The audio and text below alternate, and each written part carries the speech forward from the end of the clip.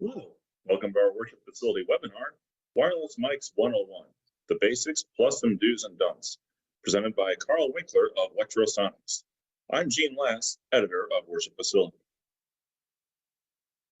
Hi, Karl Winkler here at Lectrosonics.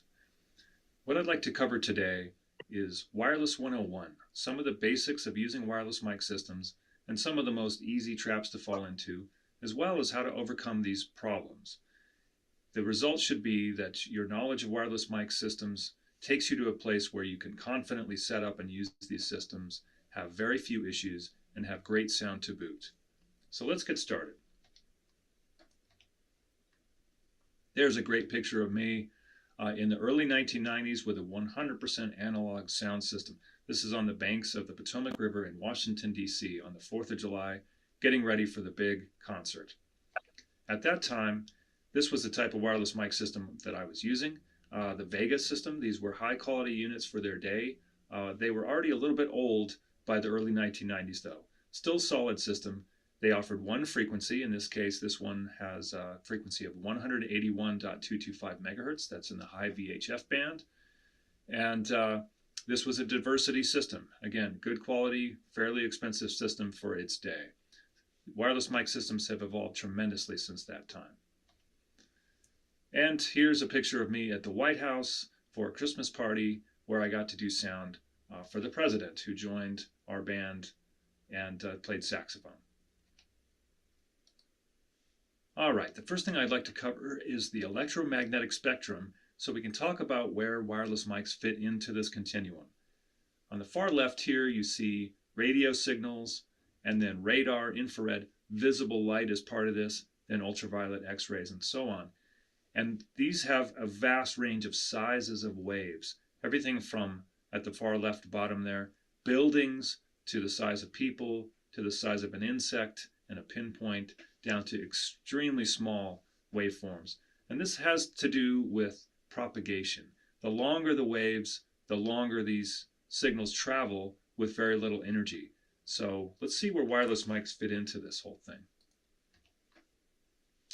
Here's another way to look at it is you can see the vibrations per second, 30 hertz on the upper left here, all the way into the gigahertz, the megahertz, the gigahertz, and so on. And so the question is, where do wireless mics fit into this?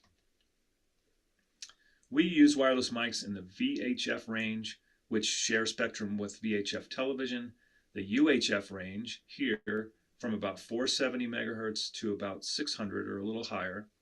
Some of our systems, including wireless mics and communication systems, are in the 902 to 928 range. And then there are some in the 2.4 gigahertz range, which share space with Wi-Fi routers. So this is another way to look at it, is that the TV signals are always there and very powerful. Then we're going to try to slot in our wireless mic carriers or frequencies in between active TV stations. And this is part of our challenge. Wireless mics are always sharing spectrum with something. There's no completely free wireless spectrum out there. So the first part of what I want to tell you really is about what we call band planning. And what this means is that you've got different types of wireless systems, whether they be the in-ear playback systems for musicians, maybe a communication system for your crew, or the wireless mics themselves for the vocalists and the instruments on the stage. So you generally want to avoid having these systems overlap each other, if at all possible. So let's talk about ways that you might do that. Let's talk about a potential band plan. And one thing that's really important to remember is that you've got to capture all of the different wireless sources in your band plan. There might be a lav mic on a pastor or an actor. You might have an announcement microphone. You might have musicians, your praise band, and you might have a camera crew that's capturing some of this stuff. So there's a lot of different ways to use wireless mics and wireless communication devices, and you have to think about all these in your band plan. So let's look at an example of such a plan. And I should note that there's only so much spectrum remaining available to us. 10 years ago, we had more spectrum than we have now. And right now in the US, what we have is from 470 megahertz, which is at the bottom of the UHF range, up to about 608. There's a couple isolated little spots above that, but those are fairly tricky to use, and not all systems are legally allowed to operate in there. So the main part that we're going to look at is 470 to 608 megahertz.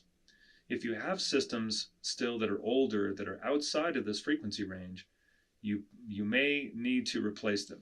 They may not be legal to operate, particularly ones in the 600 band. If they're in the 630 range, 650, 680 megahertz, and so on, those are no longer legal to operate. And even older systems that run in the 700 megahertz spectrum, definitely not legal to continue using those. Okay, so here's an example plan where we've split everything up into different chunks of the available spectrum. And one concept here that I want you to think about is that you've got some let's say, high-end channels that you want to preserve for your praise band, the singers, the pastor, anyone that needs to sound really good and have real-time audio. That's where you want to put them in that prime UHF band. So anything else, walkie-talkies if you're using those, intercom systems, IFB type systems, and so on, you want to keep those out of that range to save space for these wireless mics. So in this example, we've got 174 to 216, that's in the high VHF band. That's where you might have your intercom systems or your IFB. And IFB is just sort of a one-way fold back. It's not a two-way comm. Sort of like an in-ear system, but just mono. Then 450 to 470 is where walkie-talkies are allowed. Then you might have your wireless mics in the 470 to 495 band. So in that case, maybe you put your praise band backline systems in that band. Next, 512 to 555, you might put some in-ear systems there or intercoms. Then 565 to 608, maybe the rest of your wireless mics, like your vocal mics, your front line. And then there's wireless systems available in the 902 to 928 band. That's an ISM, Industrial, Scientific, and Medical band. And there's a wide range of types of systems legally allowed to operate there. Then 2.4 gig, I get a lot of questions about this frequency range, and there's a number of lower cost wireless mics available in that range. But I tend to suggest avoiding that band because it's hard to predict. And when you get a lot of people in a room, all with phones trying to ping your Wi-Fi network, it can really wreak havoc on these mics. And generally, you're not going to get more than a handful of channels to operate reliably there, if at all. So I tend to avoid it for any professional applications. All right, let's move on to the next topic. And this is about your receiver antenna setups. And I call this antenna don'ts. I'm going to show some examples of kind of crazy setups and explain why I think they're a little bit crazy. In this first picture, what we see is 4 different kinds of antennas, all fairly close together on a mast. Okay, and this is something that you might see on a film or television production set, but sometimes you see it in a live performance, something like this as well. And what we've got here is some receiver antennas and some transmit antennas close to each other. So I've got a VHF antenna on the far right. I've got a dome antenna in the middle that's one of my receiver antennas. Then I've got a shark fin in the middle there that's a in-ear transmit antenna. And then on the far left is an active receiver antenna. So not only is it 4 different kinds of antennas, but they're doing different things. You've got receiver antennas and transmit antennas on the same mast. That's kind of a no-no to have those so close together. So it's much better to separate them as much as physically possible, your transmit and receive antennas. Your receivers are very sensitive devices, and if you've got a strong signal coming in from, let's say, an in-ear transmitter that's right next to a receiver antenna, you can definitely reduce the range of your receivers that way. Here's another one. This is in the back of an equipment rack. The wireless mic receiver has its 2 antennas just stuck in there right on the back of the unit, enclosed in a rack and right next to all kinds of other equipment.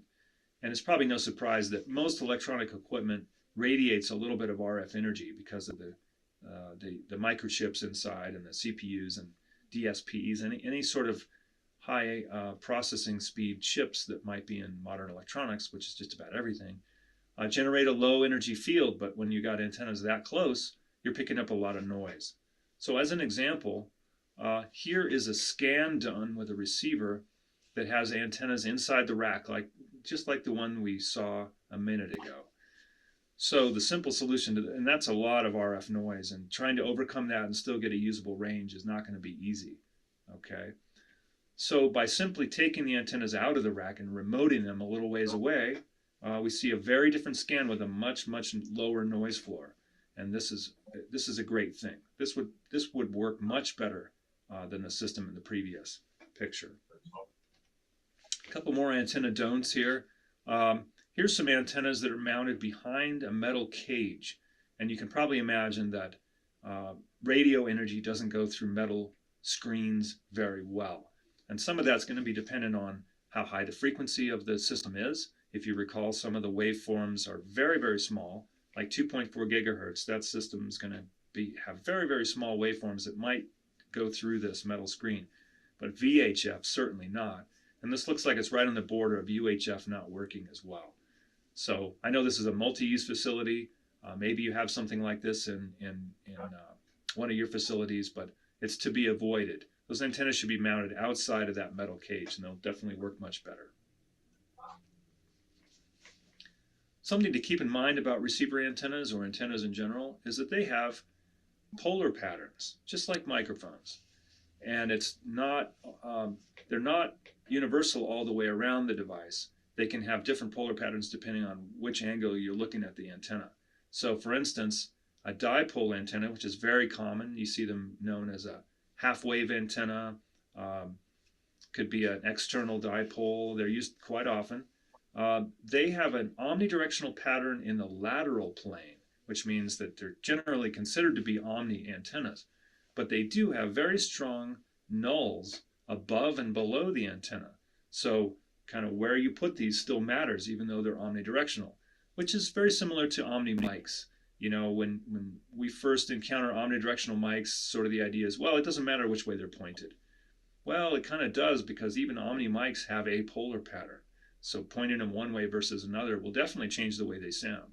So think of antennas the same way. Even omni antennas have a polar pattern. This type of antenna is very popular because of its directionality. That means that you have some gain in the forward direction. These are called LPDAs, or log periodic dipole array. They're also known as bat wings or shark fins, paddles, all the same thing. These are actually a wideband in terms of their frequency response to different wireless frequencies, but they are fairly directional, not a laser beam, just like a cardioid microphone, you could say, that in the lateral plane, that's exactly about right. They're very similar to a cardioid microphone. And above and below, though, they have pretty strong nulls, just like the previous antenna that we looked at, the dipole. So these are a great antenna, but not for everything. One of the things that's really good about these, though, is that you can point the nulls in the direction of unwanted signals. Like, let's say you have a Wi-Fi router in your sanctuary and you want to avoid getting that signal into your receivers. You could strategically place your LPDA antennas so that they kind of block out any signals, or from a TV transmit tower or a cell tower, if you know that there's one nearby and you want to try to block it out. So point these at your wireless mic transmitters or the people wearing them, and point the nulls towards things you don't want. So that could give you an idea where to put these in the room. So in general, you want to place your receiver antennas so that the transmitters are line of sight. That means that there's no major obstructions between your transmitters and your antennas. And even that could be bodies. So oftentimes we want to place these antennas fairly high up so they can look down at your people, at your transmitters, and not have as many people in between. And you know, if you've got set pieces or anything like that, especially if they're involving chicken wire or some kind of construction material like that that might block RF, you want to make sure that those things do not impinge on that line of sight with these antennas. Something else to keep in mind that's really important to understand is that your RF coax cable between your antennas and your receivers, that coax cable loses energy. It's called coax loss.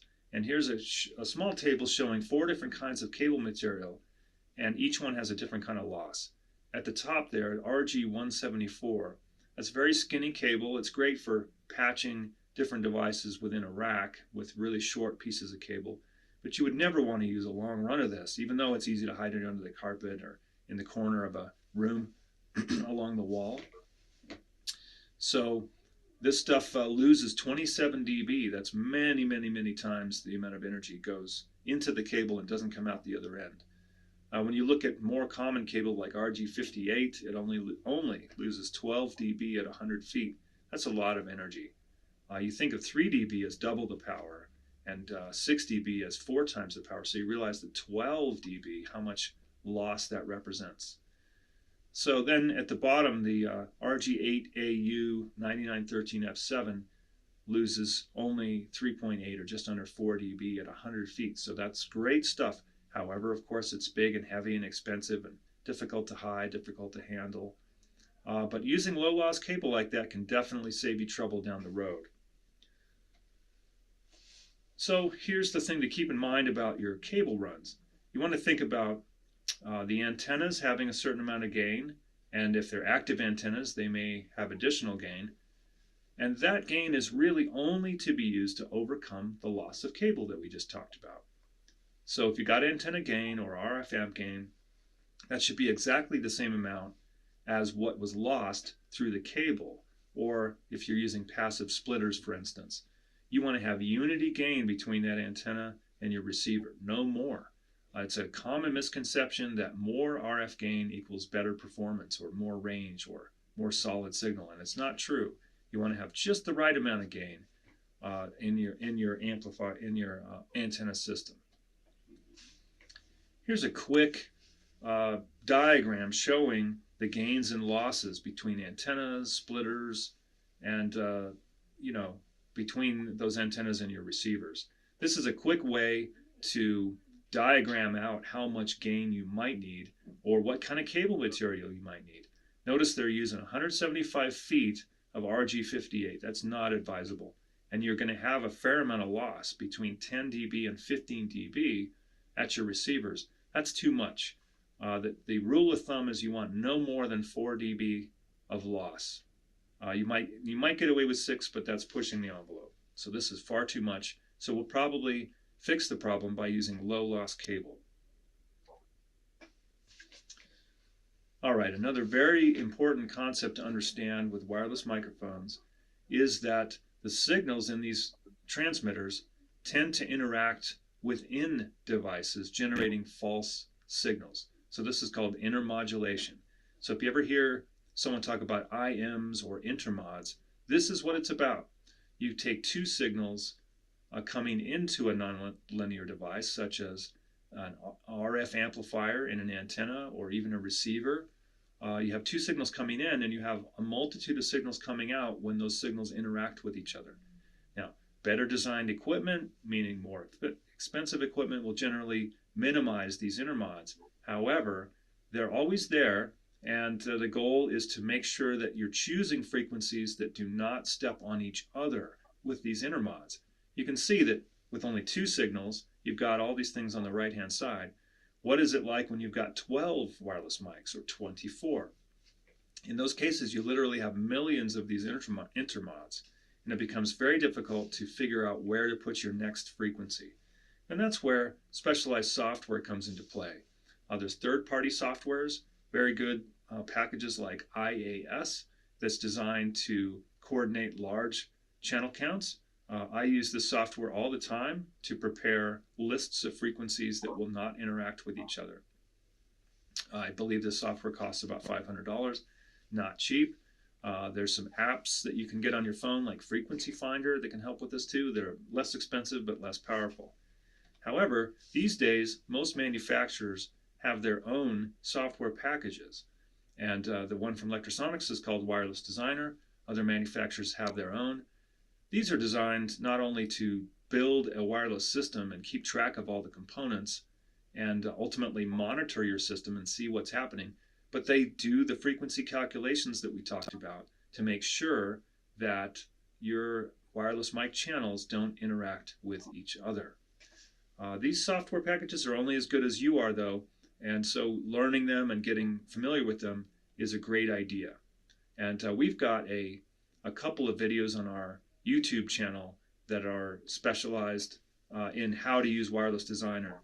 So check those out. Check out the Lectrosonics YouTube channel, and there's a series of videos called the Wireless Side Chats that talks about a lot of these concepts, and spend some time on Wireless Designer. More recently, digital wireless mics have ways of minimizing intermods so that you can stack the channels very, very closely together. In the Lectrosonics equipment, it's called HDM mode, and it doesn't require any coordination, and you can easily fit 24 channels of wireless mics in one single open TV channel. And this is an example of using something like the high density mode. These are with our digital wireless mic transmitters and receivers. Okay, new topic. Let's talk about the placement of transmitters on the body. I say critique this location because I want you to think about what might be good and what might not be good about this placement. For instance, is my jacket going to cover it, and does my jacket have any metallic fabrics? Usually the kind of clothes that we all wear every day don't have metallic fabrics, but sometimes a pastor has a special frock. There might be, an opera type costume or something fancy that the person is wearing that may block RF. So it's good to be aware of that.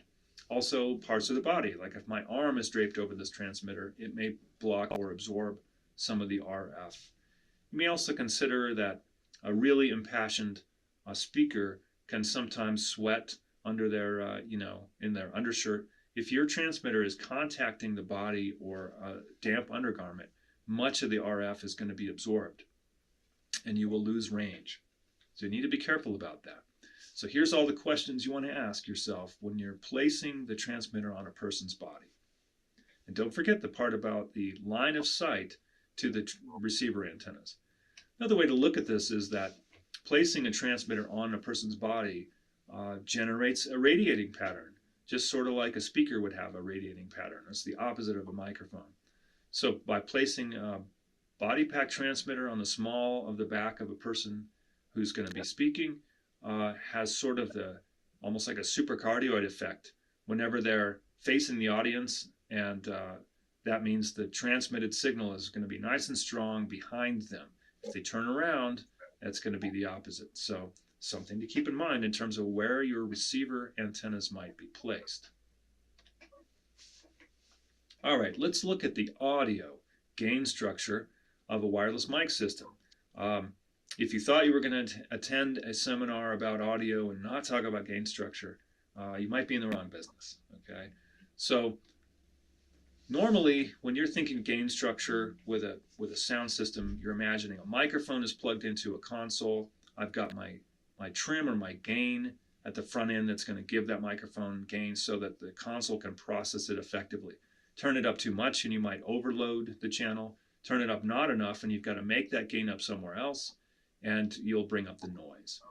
Now with a wireless mic system, you've now got an additional gain point, if not two. One of them is going to be at the transmitter itself. That's where your preamp is. So you've got a microphone, either a handheld transmitter with a mic element on it, or a lav type mic going into a little body pack unit. Either way, you've got a preamp in the transmitter itself. That's your first gain stage, and it's important to get that set right for the reasons I mentioned a minute ago. Then you've got your RF transmission, and we talked a little bit about RF gain structure when we talked about antennas and coax loss. So your antennas pick up the signal and go to your receivers, and then from your receivers you're going out into usually a mixing console, sometimes a recording device. So the next gain stage is the output of the receiver, and this can be set too low, too high, the right amount.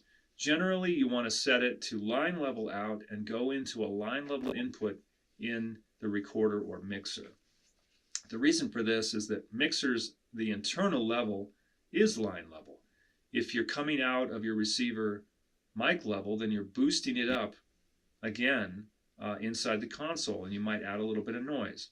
So generally you want to optimize at your transmitter for a good healthy level going in, then come out of your receiver line level, and then you can generally run your trim on your console for that channel down a little lower, and you'll have real nice clean audio.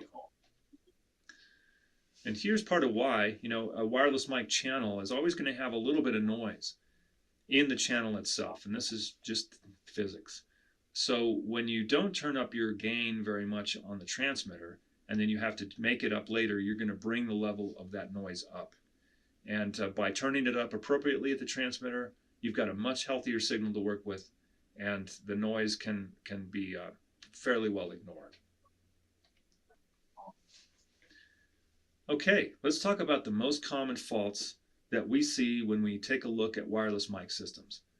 One of these, of course, is worn out or sweated out lav or headset mics. This is fairly common. Headset mics, good ones, and lav mics are not cheap. But the truth is that they really only last so long, and that can be that amount of time they last can be improved by taking really good care of them and cleaning them and keeping them, from being tugged on or wrapped around someone's hand, that sort of thing.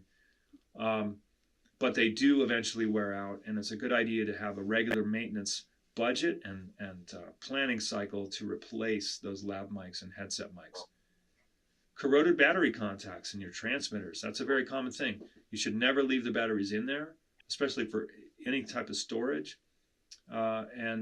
Batteries do leak, so it's always a good idea to take those out. But if you do have corroded battery contacts, talk to your manufacturer about getting them cleaned or getting the battery contacts replaced. Speaking of batteries, especially if you're using rechargeable batteries. Rechargeable batteries are a wonderful thing, definitely good for the environment, and definitely save money in the long term. They're expensive at the outset, and then they begin to save you money over time. However, they're not magic devices. They have a lifespan, they have how many charges they can take, and things like that. And I often recommend that you look at really good chargers, not the cheap, fast chargers that are just designed to use for, flashlight batteries or whatever. Get the good ones that carefully maintain the batteries, and yet have a plan to replace those batteries every, let's say, 200 charges or whatever. So maybe twice a year or once a year, whatever it might be, replace your batteries. When you think about having 52 weekends in a year, you realize, wow, in 1 year, if all I do is charge these once for a Sunday service once a week, I'm still charging them 50 times. So most likely charging them more often than that, particularly if you have rehearsals or do any sort of other events. So it might be that you've charged the batteries a couple hundred times in a year, and it's time to replace them. Moisture damage is a very common problem with a lot of transmitters because, again, they go on people's bodies. Sometimes they're used outside. If you get them anywhere near a baptismal, that can certainly be an issue. And there are watertight transmitters designed to be used in moisture situations. And there's even for non-watertight units, Lectrosonics, for instance, we offer a series of silicone sleeves. These are kind of a translucent rubber sleeve that you put over the transmitter that keeps moisture out. And these work very, very well. They're not very expensive. And it's a good way if you are using these transmitters on someone who sweats profusely or that you might be using outside. It's definitely a worthwhile investment. Moisture damage doesn't take much. It'll kill a transmitter. Loose antenna connectors, that's more common than you would think. I've personally run into situations where system's not working so well, go through, tighten every connector, and notice that some of them are a little bit loose, and voila, look at that, the system works much better now. So keep an eye on those antenna connectors for your receiver system and tighten them every so often. Related to that, damaged B&C cables like the one pictured at right. That one's obviously severe damage that got probably dragged behind a car or something like that. But even ones that don't exhibit a lot of damage can be problematic. If it seems like your signal isn't as good as you expect or isn't as good as it was, take a look at those cables and maybe just swap them out with some known good or brand new cables that you keep in reserve. And if this performance improves greatly, then take a look at getting rid of those damaged cables. And then finally, I mentioned this earlier, but illegal frequencies is a very common reason for complaint about wireless system performance. I hear this quite often. Someone will say that, hey, their system worked great just last week and now it doesn't work so well, and they didn't change anything, didn't touch anything. So I ask them, well, what frequencies are you on and how did you pick those frequencies? Oh, well, we've been using these systems for years and we've never had any problem. Turns out they're in the 700 megahertz range or the 680 or whatever. Well, there's new owners for that spectrum now, and they've perhaps turned on their data services, and now they're stepping on your wireless mic receivers, and you're not legally allowed to use them in those frequencies. So time to drum up some new funding and get some newer systems that are legal to use. Okay, I've covered a lot of ground here. I would love to do some Q&A. Certainly, you can send me your questions at Karl W, that's Karlw at lectrosonics.com, and I'll be happy to ask. In conclusion, as I said at the beginning, wireless mic systems are not magic or voodoo. They are built on math and science, and they are understandable, and learning how to use them is very possible and within your grasp. Having a bulletproof system is really a matter of planning your frequencies. We talked about a frequency band plan and frequency coordination. That's a big deal. And using the software that we as manufacturers provide to you will certainly make that easier. Good system design and good antenna placement. By system design, I mean stuff like the RF gain that we talked about, with a simple line drawing with the gains of the antennas and the loss through the cable, and figuring out all the components that you need to have a proper operating wireless mic system. And then avoiding the common pitfalls, the stuff that we covered in this webinar, that really will go a long ways to having your system be bulletproof. Frequency coordination, as I said, is not magic. This is a methodology that's well understood and can be learned. We're here to help. We can certainly coach you how to understand this stuff and how to use our software. And as I said, we have videos that go over this material that can help you learn how to use it and get the most out of it. As I mentioned earlier, experience is important. The equipment is only as good as the operator, and having a basic knowledge of this stuff and doing the right setup tips that I mentioned in this webinar will go a long ways towards helping you get up and running and have a really good audio experience and avoid the kind of trouble that's so common with wireless mic systems. As I said, happy to take your questions if you want to send them to me, Karlw at lectrosonics.com. Thanks so much for watching. I appreciate it, and I hope this was helpful. Karl Winkler at Lectrosonics signing out. Thanks, Karl. That was some outstanding information. I particularly like your slide deck. I think that was very helpful. Thanks to Lectrosonics, and thank you for watching. As always, if you have any questions, please address them to me at glass@worshipfacility.com, and we'll get you the information.